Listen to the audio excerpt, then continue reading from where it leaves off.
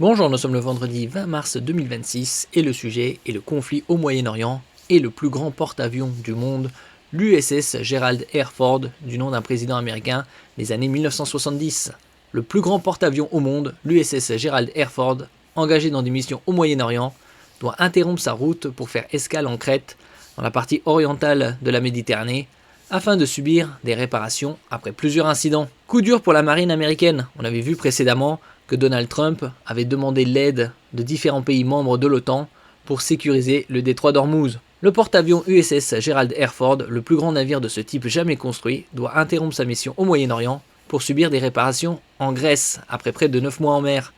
Ce géant des mers, engagé dans des opérations contre le Venezuela dans les Caraïbes, au début de cette année, ils ont enlevé le président Nicolás Maduro. Dans le conflit avec l'Iran, le conflit qui a commencé samedi 28 février, a accumulé plusieurs incidents depuis le début de son déploiement, poussant la marine américaine à ordonner son arrêt à la base navale de Souda Bay, sur l'île de Crète, révèle Reuters.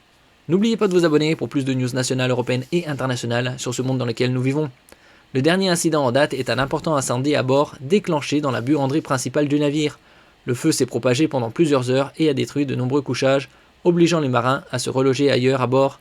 Près de 200 membres d'équipage ont été soignés pour des blessures liées à la fumée et au feu, et l'un d'entre eux a dû être évacué par hélicoptère. En plus de ce sinistre, l'USS Gerald R. Ford a connu des problèmes persistants avec son système sanitaire, notamment un dysfonctionnement chronique des toilettes qui a abouti à de fréquentes interventions de maintenance. Il faut rappeler que c'est le plus grand porte-avions du monde, avec environ 4000 marins à bord. Des décisions militaires inconsidérées.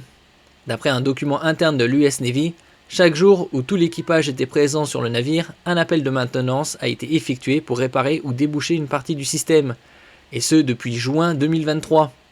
Le Ford et son équipage ont été poussés à bout après près d'un an en mer, et ils payent le prix des décisions militaires inconsidérées du président Donald Trump.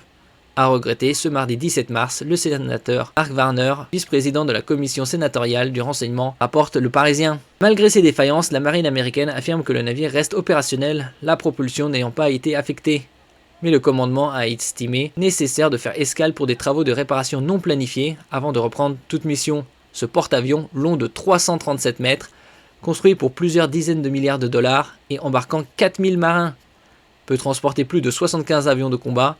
Il a joué un rôle majeur dans les opérations au Moyen-Orient, lançant notamment des missions avec des F-18 Super Hornets. Le retrait temporaire de l'USS Gerald R. Ford crée un vide stratégique dans la force américaine déployée et, selon les informations du New York Times, un autre porte-avions, l'USS George H.W. Bush, pourrait être mobilisé pour prendre le relais dans la région. Les États-Unis sont le pays qui possède le plus de porte-avions au monde, plus d'une dizaine.